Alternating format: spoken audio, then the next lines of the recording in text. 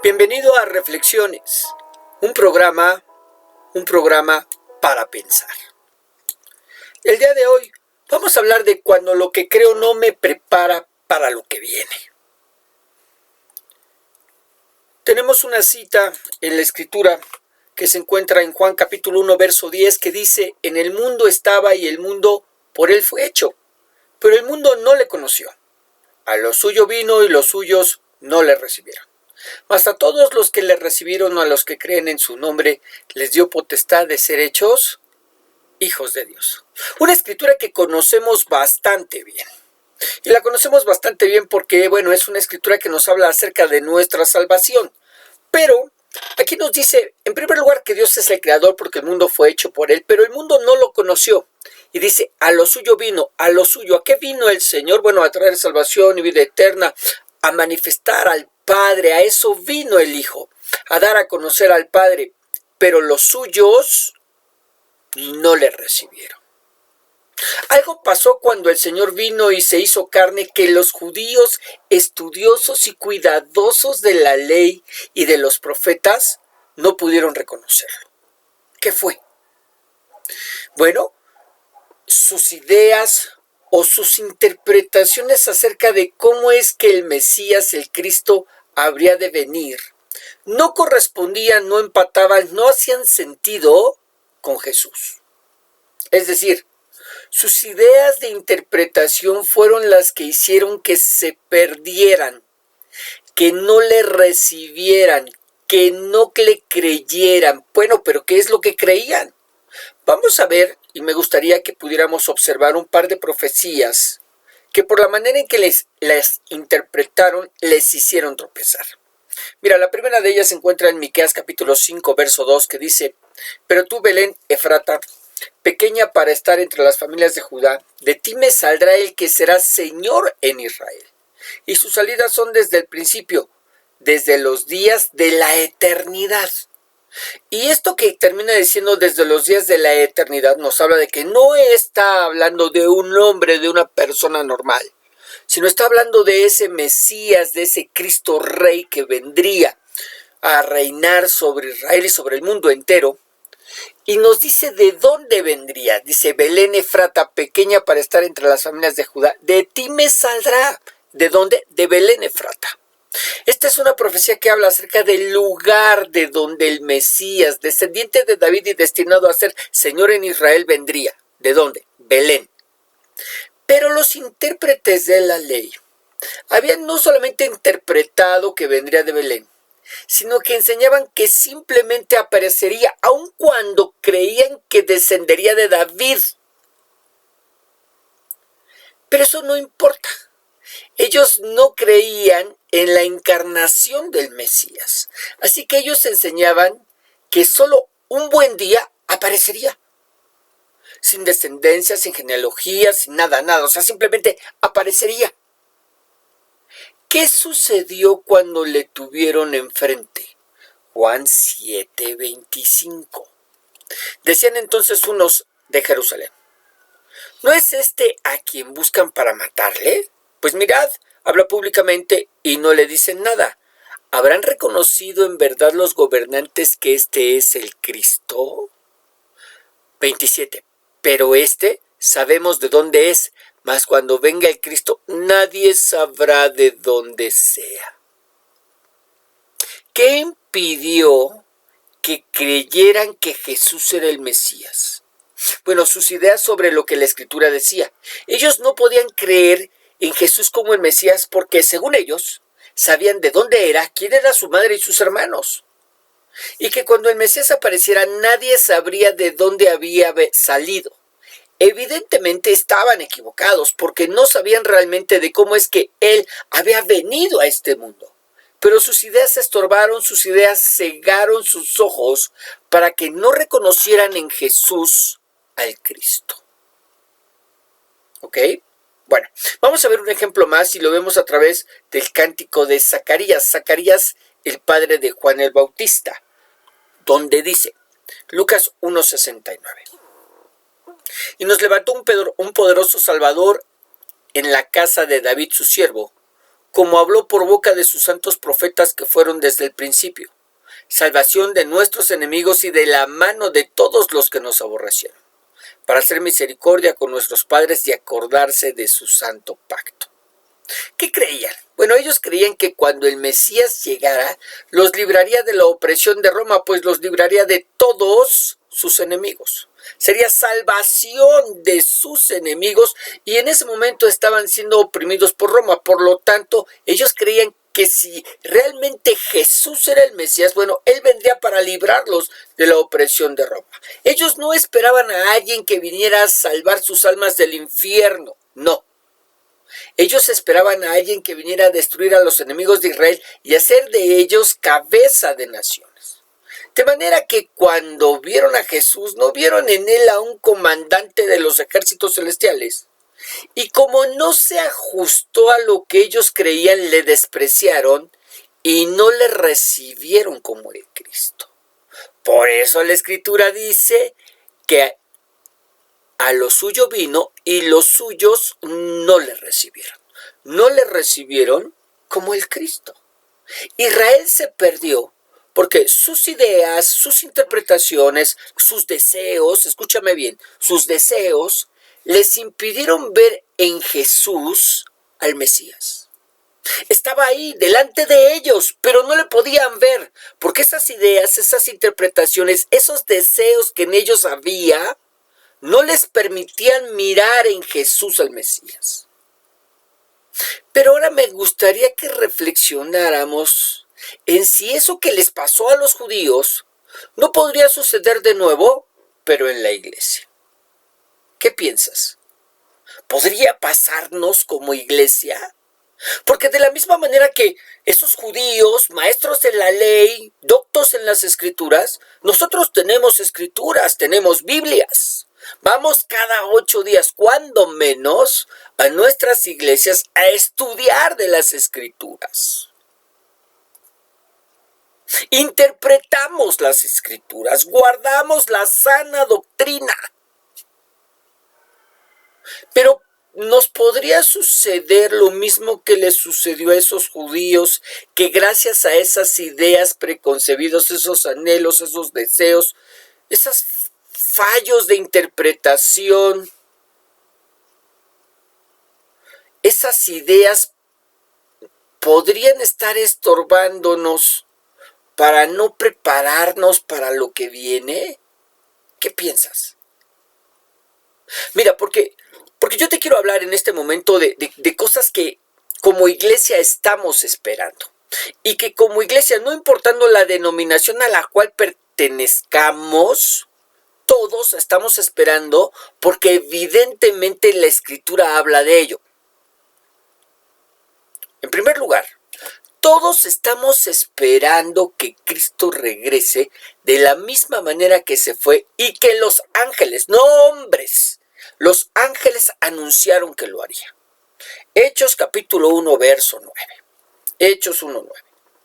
Y habiendo dicho estas cosas, viéndolo ellos, fue alzado y le recibió una nube que le ocultó de sus ojos. Y estando ellos con los ojos puestos en el cielo, entre tanto que él se iba, he aquí se pusieron junto a ellos 2 varones con vestiduras blancas, los cuales también les dijeron: varones galileos, ¿por qué estáis mirando al cielo? Este mismo Jesús resucitado, este mismo Jesús que se ha ido en gloria, regresará, ¿verdad?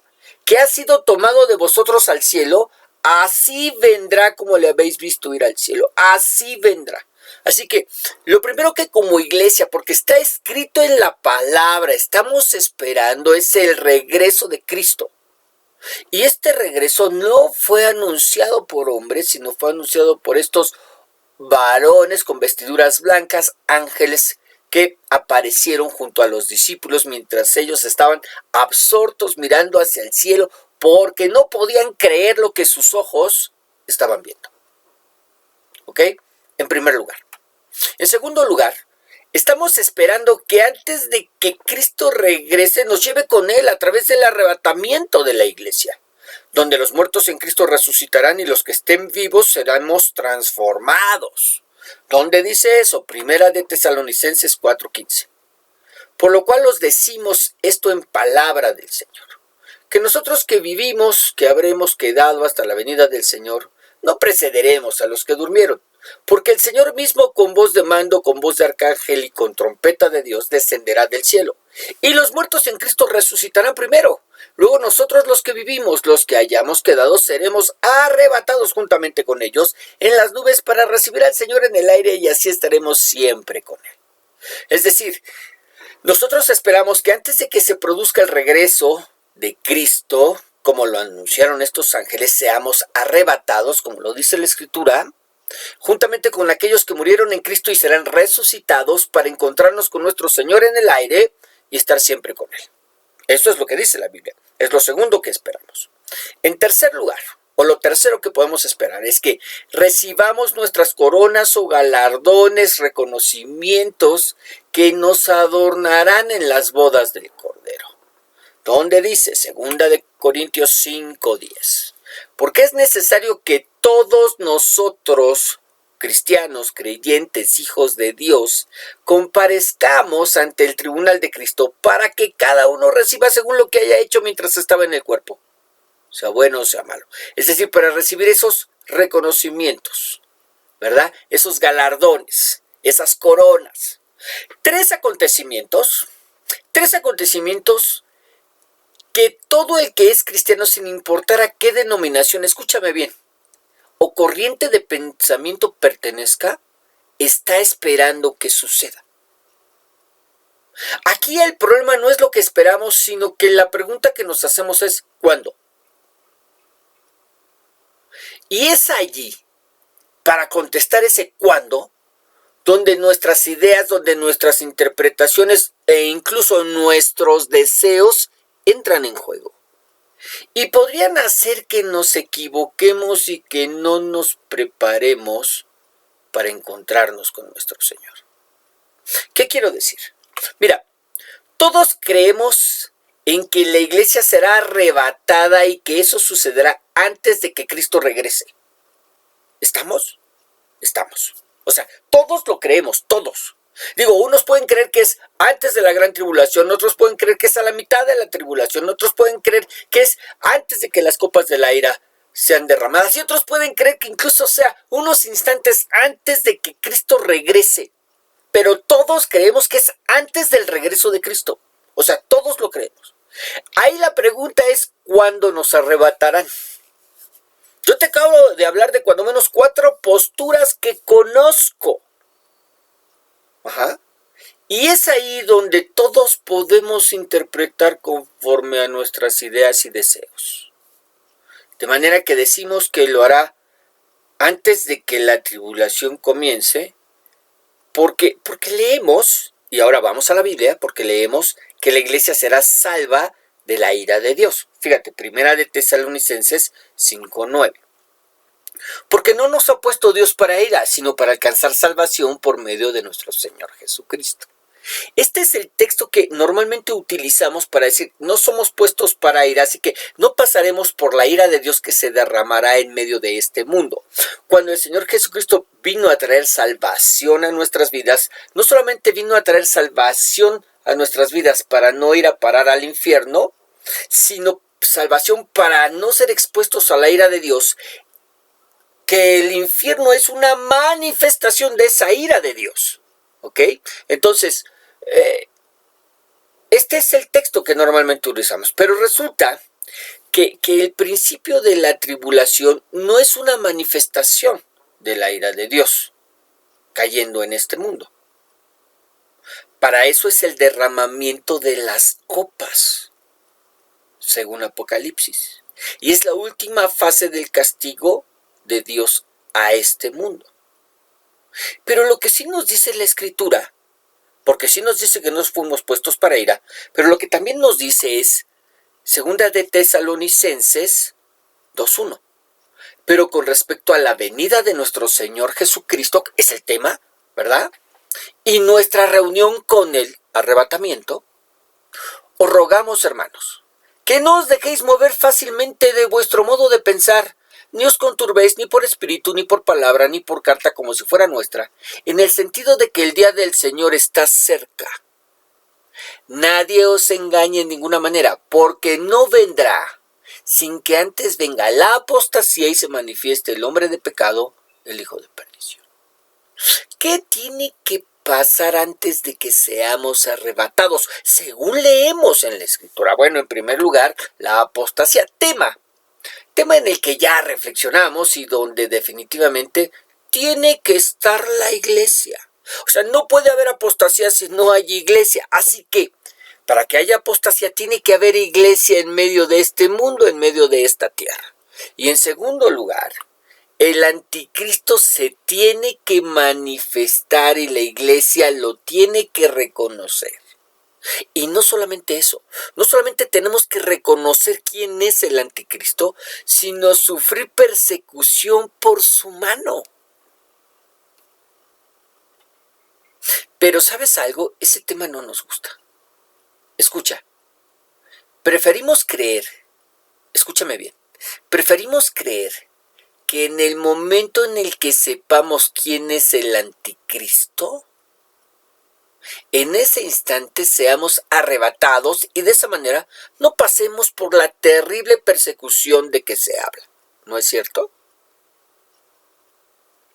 Y gracias a esos deseos, porque esto ya sale de lo que es escritura, gracias a esos deseos es que en primer lugar no interpretamos de manera correcta las escrituras y en segundo lugar no nos preparamos para lo que ha de venir.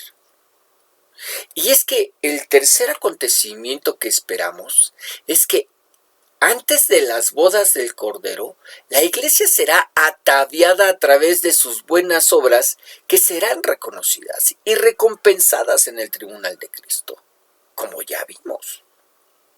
De manera que lo que deberíamos estar haciendo es trabajando en la obra del Señor para que seamos recompensados, para que seamos galardonados, llenados de las coronas que manifestarán nuestras buenas acciones. Aquí la pregunta es, ¿cuántos lo estamos haciendo?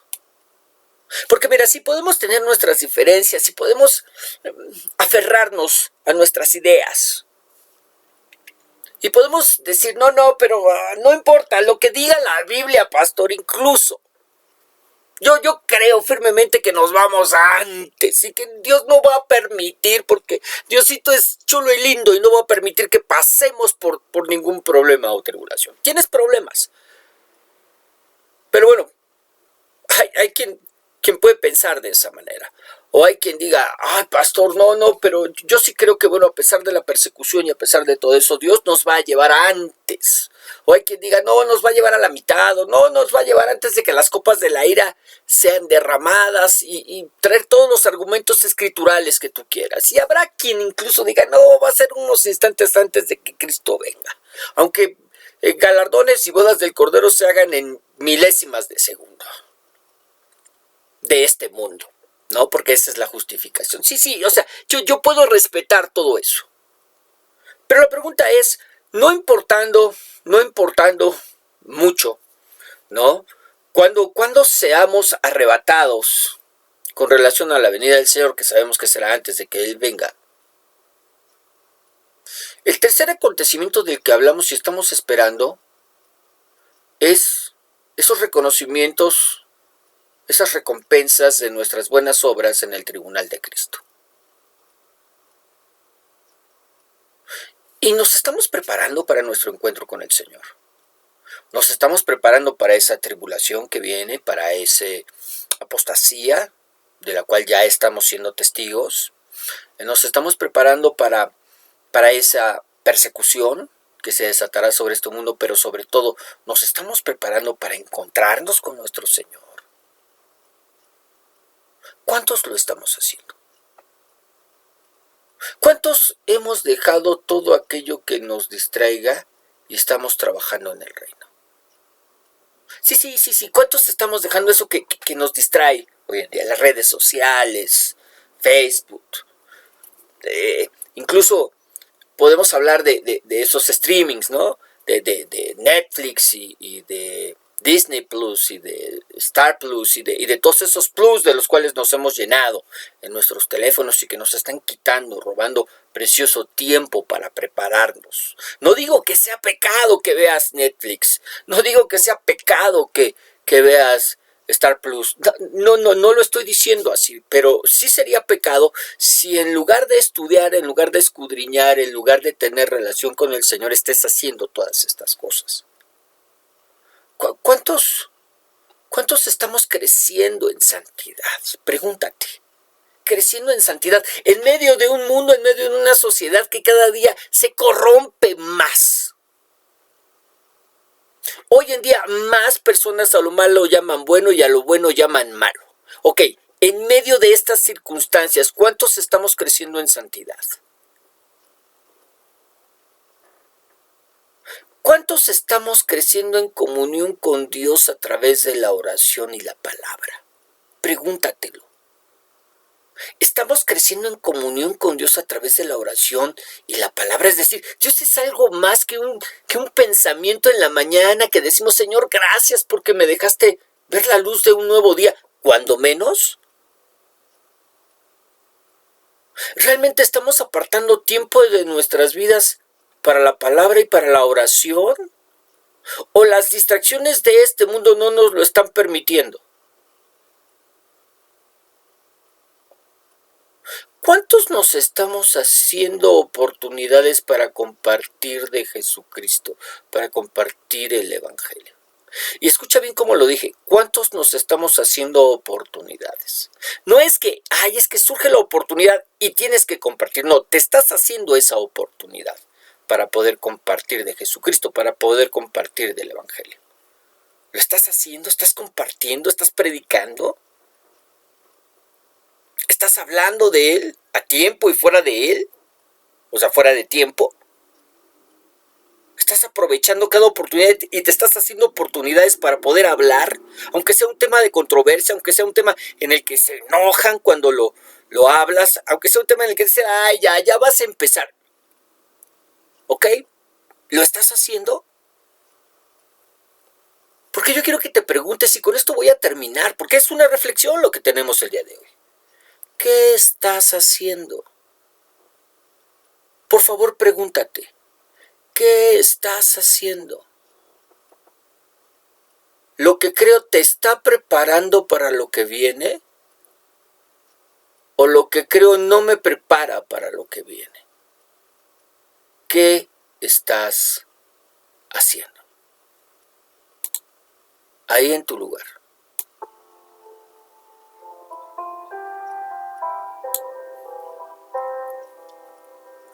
Señor Dios y Padre Celestial, queremos alabar y queremos bendecir, queremos glorificar y queremos exaltar tu nombre. Te queremos dar gracias, Dios, por este pequeño tiempo, este pequeño espacio que nos hacemos para reflexionar un poco.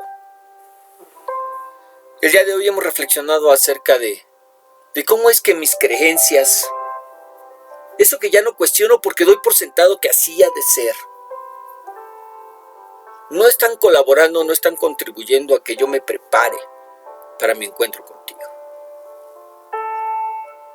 No me estoy preparando para lo que viene, no me estoy preparando para mirar cómo habrá apostasía, enorme apostasía en estos tiempos finales en nuestras iglesias.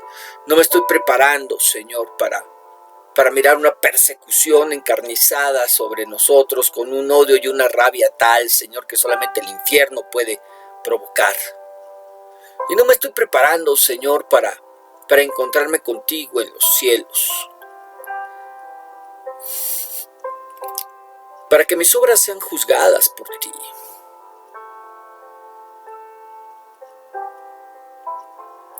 Dios, en el nombre de Jesús, ayúdanos a tener las ideas correctas, Señor. Y no solamente a tenerlas correctas, sino a hacer lo correcto con ellas. En el nombre de Jesús te damos gracias por lo que tú nos has hecho pensar, meditar un poquito el día de hoy, y te pedimos que tú sigas obrando y hablando a nuestras vidas. En el nombre de Jesús, Señor, te lo pedimos. Amén.